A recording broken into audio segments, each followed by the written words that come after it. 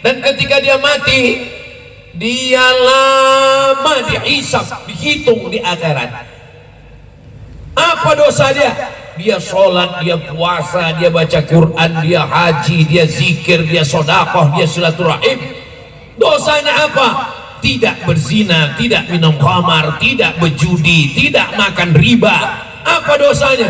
Dicari-cari, dosanya adalah mengambil ranting kayu tetangga, tidak izin kepada yang punya. Kira-kira kalau ranting kayu rumah kita diambil orang, kita rugi atau tidak? Tidak. Kalau hanya satu ranting saja untuk mencongkel daging di celah gigi, hisabnya lama di akhirat. Bagaimana dengan orang yang menebang 200 hektar? Bagaimana dengan orang yang meluluh lantakkan hutan Riau, tapi di tangan masih ada bibit tanaman? Kata Nabi, falyaghris, tanamkanlah. Itu adalah sunnah Nabi Muhammad SAW. Jadi nanti kalau ada yang bertanya, kenapa tadi Ustadz Somad dengan Bung Rocky Gerung, dengan Bapak Kapolda, dengan Bapak Ibu Bupati menanam tanaman dilipat kain, begitu sampai ke Tanjung Belit menanam lagi, besok pagi sebelum pulang menanam lagi? Memang menanam ini adalah salah satu dari religi, bagian ajaran agama Islam. Begitulah Allah Subhanahu wa ta'ala mengajarkan kita. Ittaquz zulma, jangan zalim, jangan aniaya. Dosa itu judi, dosa itu zina, dosa itu LGBT, dosa itu selingkuh, ya. Tapi dosa merusak alam, dosa meluluh lantakkan hutan, dosa menghancurkan sungai, dosa tambang ilegal, dari mulai yang melakukannya, yang memberi izinnya, yang mengawalnya, yang membiarkannya. As-sakitu anil haq, diam melihat kemungkaran. Syaitan akhras, setan bisu. Ini sekarang banyak orang yang penting bukan saya, bukan urusan saya, bukan privasi saya tidak diganggu, enggak apa-apa. Oh, tidak begitu, brother.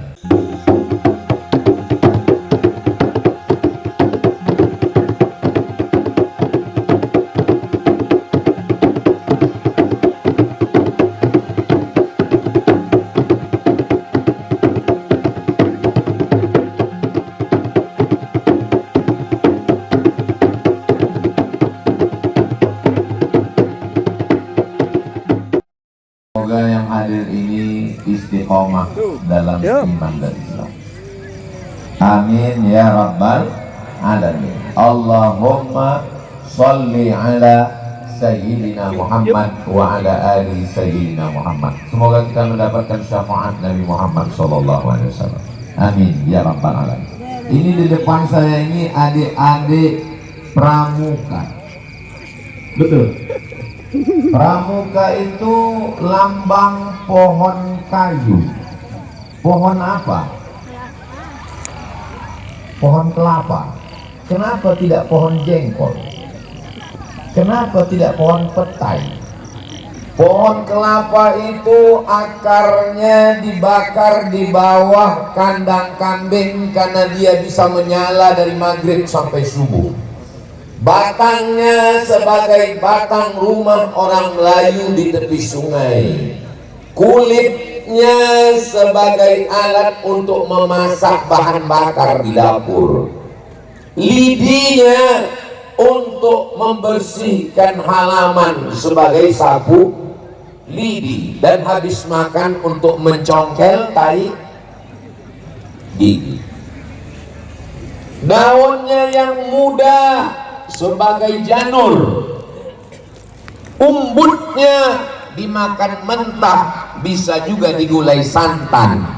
Kelapa muda lezat nikmat, diminum jadi obat.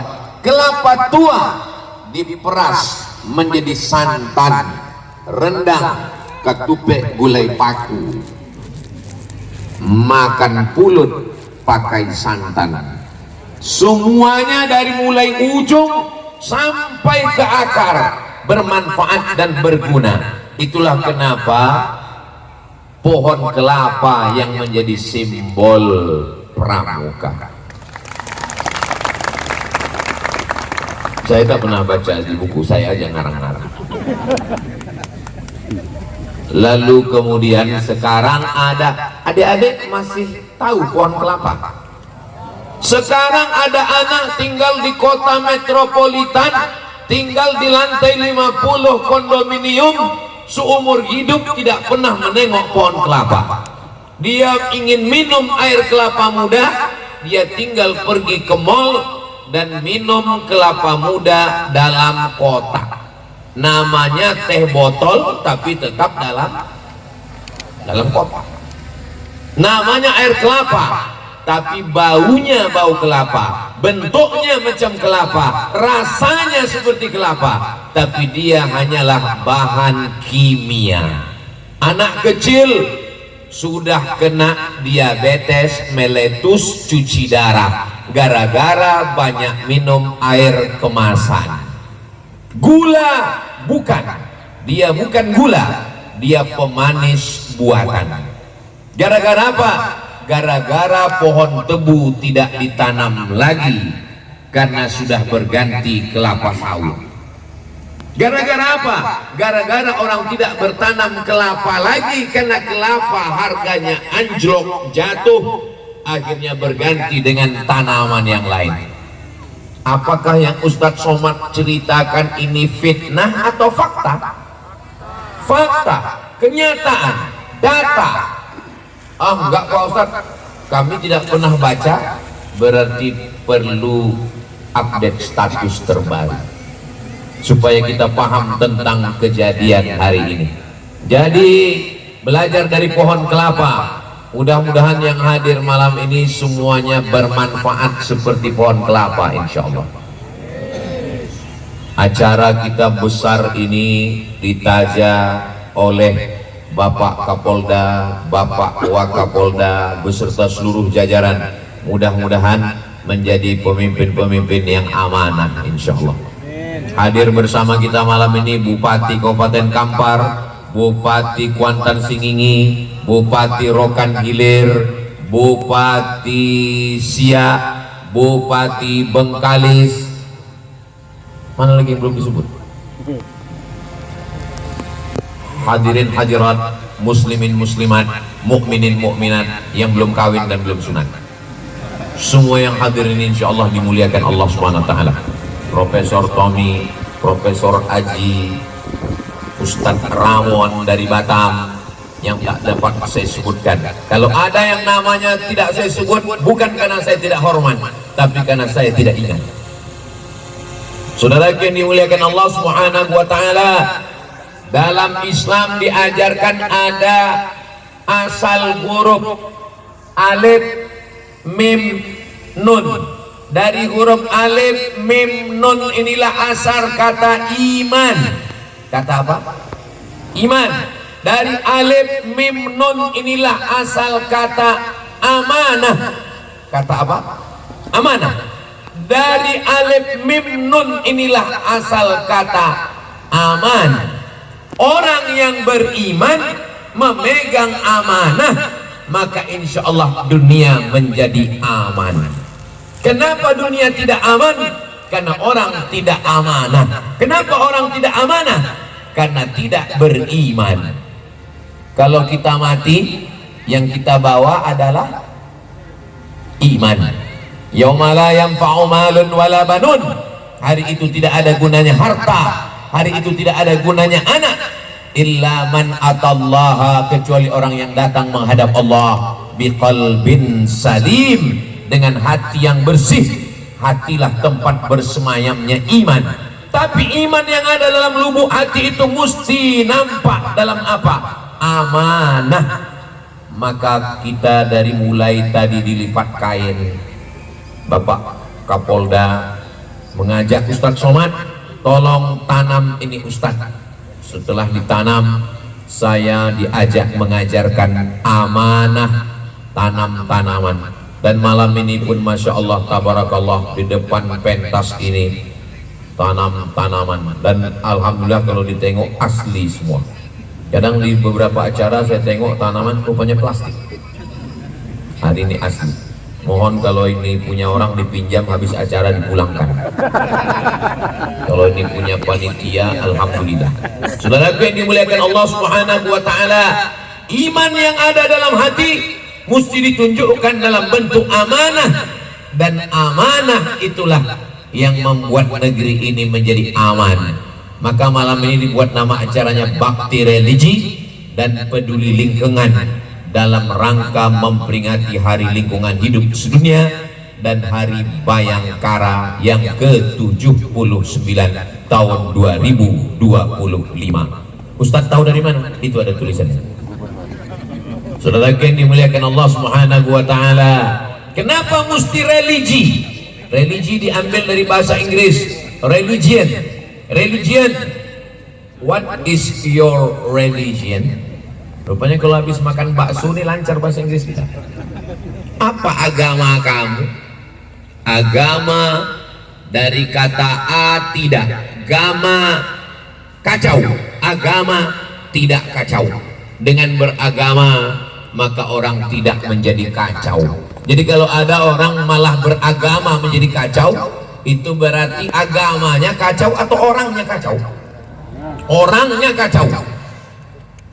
Maka dengan beragama kita menjadi lurus. Ihdinas siratal mustaqim. Kalau saya mengatakan tanam tanaman, apa kata orang? Ustaz Somad yang nyuruh. Tapi kalau agama yang menyuruh, sholatlah, orang takut meninggalkan sholat. Puasalah, orang takut meninggalkan puasa. Tanamlah, maka beda anjuran dari pemerintah menanam. Mungkin dia takut karena petugas, mungkin dia takut karena ada yang mengawasi. Tapi kalau dia menyuruh, disuruh menanam karena agama. Dan agama Islam tidak hanya menyuruh kita sholat, agama Islam tidak hanya menyuruh kita berpuasa. Idza waqa'at ala ahadikumul qiyamah, kalau kamu sudah mau mati, sakit-sakitan, setengah napasku pergi. Kalau bahasa Tanjung Boli, ongok bau, sudah mau mati, tapi di tangan masih ada bibit tanaman. Kata Nabi, falyaghris, tanamkanlah. Itu adalah sunnah Nabi Muhammad SAW. Jadi nanti kalau ada yang bertanya, kenapa tadi Ustadz Somad dengan Bung Rocky Gerung, dengan Bapak Kapolda, dengan Bapak Ibu Bupati menanam tanaman dilipat kain, begitu sampai ke Tanjung Belit menanam lagi, besok pagi sebelum pulang menanam lagi. Memang menanam ini adalah salah satu dari religi, bagian ajaran agama Islam. Bagi yang tidak Islam, wala ana abidum ma'abattum wala antum abiduna ma'abud lakum dinukum waliyadin. Ajaran agama masing-masing. Tapi dalam ajaran Islam kita tidak hanya disuruh untuk menjaga sholat, aqimus sholat, menjaga puasa, kutiba alaikumus syiyam, tapi juga kita disuruh menjaga alam semesta. Air sungai dipakai untuk berwudu. Tadi saya sholat maghrib jamak takdim dengan isya, wuduknya di sungai. Pak Kapolda sempat bertanya, sah kita wuduk di sungai ini? Itu sudah ada yang jawab, sah. Kenapa beliau bertanya? Karena kami berwuduk di sana banyak ramai orang. Pak Kapolda menginstruksikan tadi, tolong jangan ada yang membuang rudal dari sana. Saudara yang dimuliakan Allah Subhanahu wa taala, ketika air itu banyak, lebih dari 2 kulah. 2 kulah itu berapa ukurannya sekarang? 60 cm ke atas, 60 cm ke samping, 60 cm ke belakang. Lalu kemudian kita mandi. Rambut kita pakai sampo, setetes 2 tetes masuk ke dalam air, air tetap suci. Tapi ketika air cuma 1 timba, lalu kemudian dipakai untuk cebok, percikan air, air sabun, air sampo, air mandi, maka air itu tidak bisa dipakai untuk bersuci. Alhamdulillah, air sungai Subayang, betul, masih mengalir bersih, masih lagi suci, dipakai untuk mandi. Tapi di kota-kota besar metropolitan, saya pergi ke Jakarta, ketemu dengan paman saya, apa kata beliau? Somad, di sini dulu kami mandi-mandi tahun 70-an. Sekarang airnya sudah hitam. WC terpanjang di dunia bukan di Afrika, bukan di Amerika, bukan di Australia. WC terpanjang di dunia namanya Kali Ciliwung. Tidak bisa lagi orang minum, tidak bisa lagi mandi, gatal-gatal. Kenapa kulit orang gatal? Apakah karena kotoran? Bisa jadi. Tapi rupanya ada air merkuri yang dipakai untuk mencuci pasir, memisahkan antara butiran-butiran emas. Ikan makan merkuri, ikannya dimakan orang, digulai, asam podeh bau, merkurinya masuk ke dalam, tidak bisa dicerna oleh tubuh, menggumpal dalam darah, namanya kanker darah. Menggumpal dalam rahim, namanya kista. Menggumpal dalam daging, namanya kanker daging, tulang, tumor daging tumbuh, dibawa ke rumah sakit. Duit hasil haram. Kenapa? Karena sudah meninggalkan amanah. Kenapa orang tidak pernah merasa cukup? Laukana libni Adam wadiyan min zahab. Ini gunung, ini bukit, di tengahnya ada lembah. Seandainya manusia ini punya satu lembah dari emas, satu lembah itu semuanya emas, walan tamla fahu illa turab, dia tidak akan pernah mengatakan cukup, dia tidak pernah mengatakan enough, dia tetap akan minta lagi 2, minta 3, minta 4, minta 5, walan tamla fahu illa turab, sampai akhirnya mulutnya disumbat tanah. Hanya tanah jenazah, tanah liang lahatlah yang bisa menyumbat mulut. Tapi saat itu penyesalan tak lagi bermakna. Alhamdulillah, dalam rangka memperingati Hari Lingkungan Hidup Sedunia, Hari Bayangkara, diselipkan di dalamnya ada tausiah, karena ada pesan religi. Karena orang tidak hanya mau mendengar undang-undang peraturan, orang tidak takut kepada perda, orang tidak segan kepada aturan. Dia mesti disadarkan bahwa kita semua akan mati. Orang kaya mati, orang miskin mati, lebih cepat. Saudara yang dimuliakan Allah Subhanahu wa taala, pejabat yang kuat-kuat mana orang? Polisi? Ustaz, ini yang punya acara polisi. Tentara? Ada Bapak Babinsa. Ustaz? Astagfirullah. Ketika kita mati menghadap Allah Subhanahu wa taala, ya'ti yaumal qiyamati bi sholatin, ada orang yang datang membawa salat subuh, zuhur, asar, maghrib, isya, qabliyah, ba'diyah, duha, tahajud, witir, salat sunat tasbih, wa zakatin, zakat, infak, sedekah, bangun masjid, panti asuhan, panti jompo, menyekolahkan anak yatim, wa hajjin, haji ke Makkah, bolak-balik umrah. Tapi ternyata dia sudah menzolimi orang lain. Orang mandi di sungai kulitnya gatal gara-gara merkuri. Orang tidak lagi bisa menikmati alam karena hutan sudah ditebang. Zalim, aniaya. Lalu apa yang terjadi? Ukhidat hasanatuhu, pahala sholatnya diambil, pahala zakatnya diambil, pahala hajinya diambil. Ukhidat khotoyahu, diambil pahala-pahalanya, lalu kemudian diberikan kepada orang yang dia aniaya, yang dia zolimi, yang dia rusak alamnya. Faniyat hasanatuhu, habis amalnya, walam yuqda alaih, yang ngantri masih banyak. sementara amal yang mau dibagi sudah habis. Ukhirat khotoyahum, diambil dosa orang yang dia zolimi, diambil dosa orang yang dia aniaya. Summa turihat ilaih, dicampakkan kepada dia. Summa turihat finnar, dia dimasukkan ke dalam api neraka. Inilah orang yang masuk neraka kena azab bukan karena berjudi, bukan karena zina, bukan karena narkoba. Masuk neraka karena berbuat zalim. Doakan kita semua diampuni Allah dari perbuatan zalim. Andai kita pernah melakukan perbuatan zalim, andai kita pernah menganiaya orang. Saya baca dalam kitab judulnya Ar-Risalah Al-Qushairiyah. Sudah kita khatamkan bulan Ramadan waktu Covid 2020. Karena tidak boleh ceramah, akhirnya saya buat online khatam satu Ramadan kitab Ar-Risalah Al-Qushairiyah. Ada seorang pulang dari undangan walimah. Waktu walimah makan daging kambing, dagingnya nyangkut di gigi, dicongkel-congkel pakai lidah, tak tercabut juga. Akhirnya dia tak sabar sampai ke rumah, diambilnya ranting pohon kayu halaman rumah orang untuk mencongkel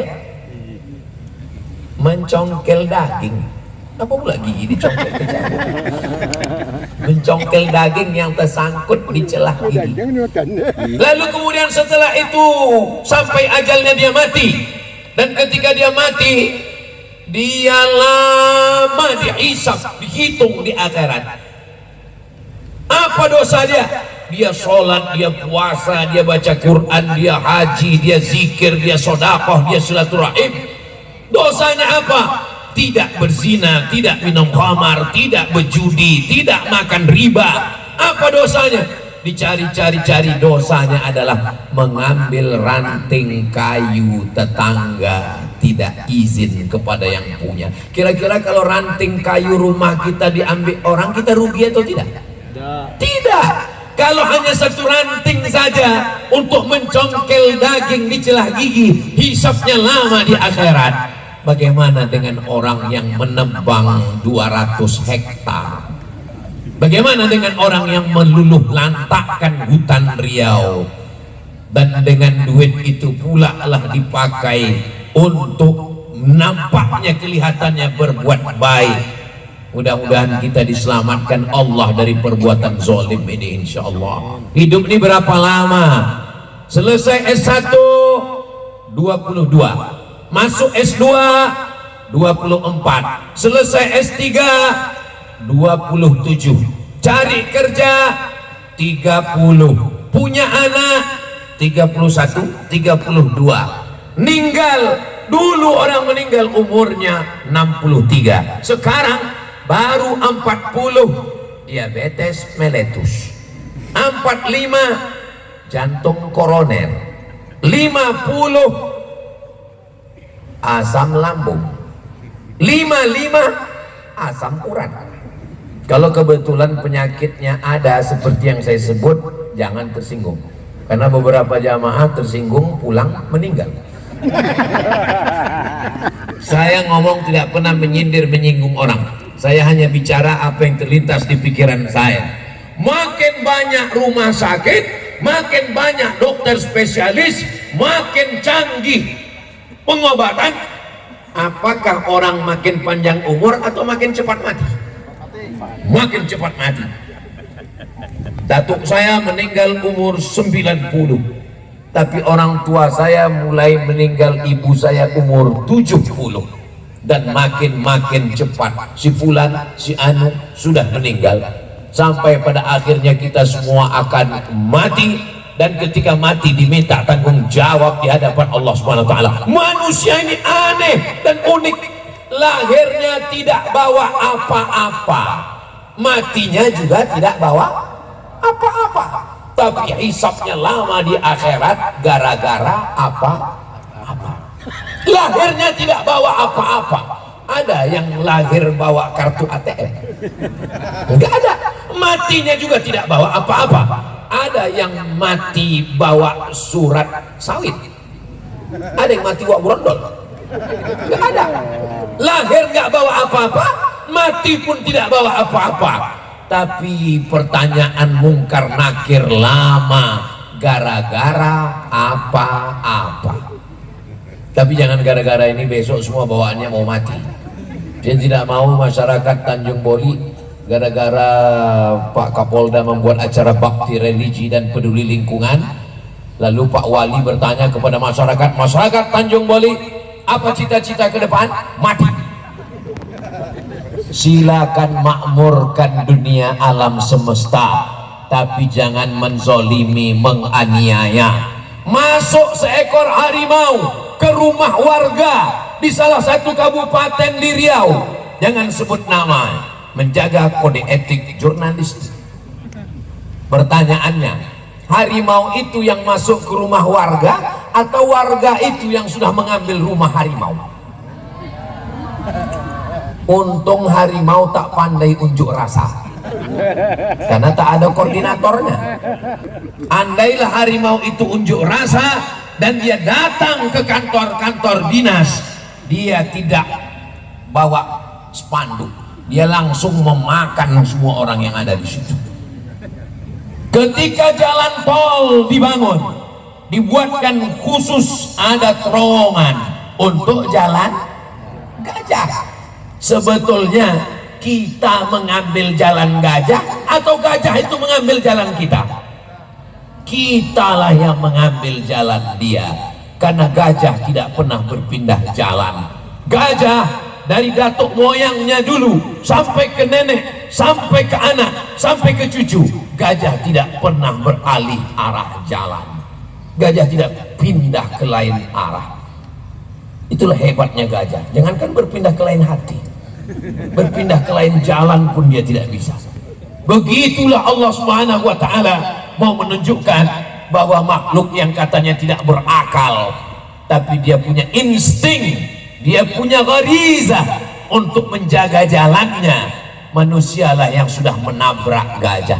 Ketika anak gajah ditabrak bis di jalan tol, gajah meraung, viral, seluruh dunia menonton.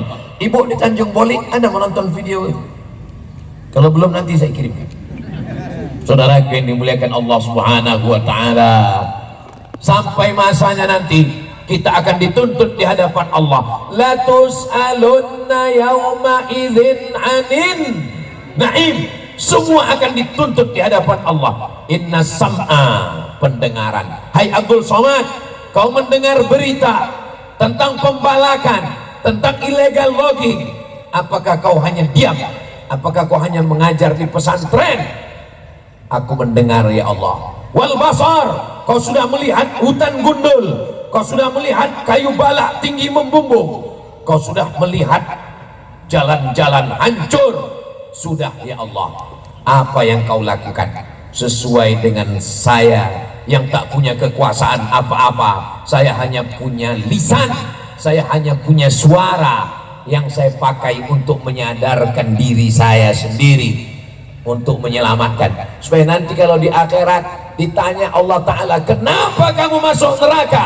Karena zalim kepada umat, karena zalim kepada hutan, zalim kepada hewan. Ada Ustadz Somad dulu menyampaikan itu? Enggak ada. Ustadz Somad hanya menyampaikan umroh, karena dia bawa jamaah pergi umroh. Saya menyampaikan tentang hutan, saya menyampaikan tentang menjaga kebersihan, saya menyampaikan tentang menanam tanaman. Alhamdulillah, bulan lalu diajak menanam tanaman di halaman kantor Kapolda. Tadi diajak lagi menanam tanaman di lipat kain. Sampai perahu kami diajak lagi menanam tanaman dan melepas bibit ikan. Besok pagi sebelum pulang menanam tanaman. Bapak Jenderal Heriawan, beliau tanaman aja dia jaga, apalagi kamu. Saudara yang dimuliakan Allah Subhanahu wa ta'ala, kalau jumpa orang baik doanya, kalau jumpa orang baik doanya begini, katsarallahu amsalak. Bisa diulang? Katsarallahu amsalak, pakai sa, ulang sekali lagi. Katsarallahu amsalak. Artinya semoga Allah memperbanyak orang baik seperti kamu. Mudah-mudahan jenderal, ini bukan jenderal polisi, jenderal puisi. Mudah-mudahan orang baik seperti ini diperbanyak Allah Subhanahu wa taala. Dia menjaga sastra Melayu, menjaga marwah dengan mengundang para sastrawan-sastrawan dari Bali, dari UI, dari Jakarta, dari Batam, didatangkan kemari. Supaya apa? Diadakan lomba anak-anak muda Riau. Sebelum menanam tanaman, baca puisi dulu. Sebelum tanaman, yang puisinya bagus, disuruh membacakan hasil puisinya. Supaya apa? Bahasanya terjaga, tanamannya terjaga.